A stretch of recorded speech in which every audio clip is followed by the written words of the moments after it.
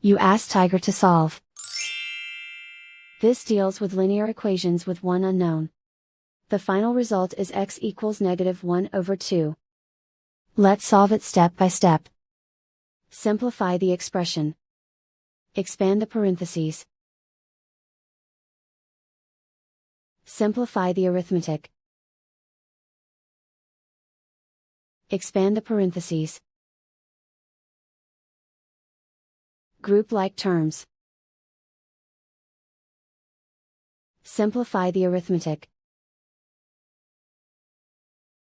Group all constants on the right side of the equation. Add 1 to both sides.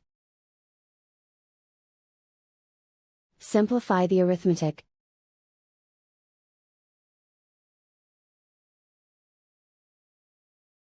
Isolate the x. Divide both sides by -2. Cancel out the negatives. Simplify the fraction. Move the negative sign from the denominator to the numerator. And so the final result is x equals -1/2.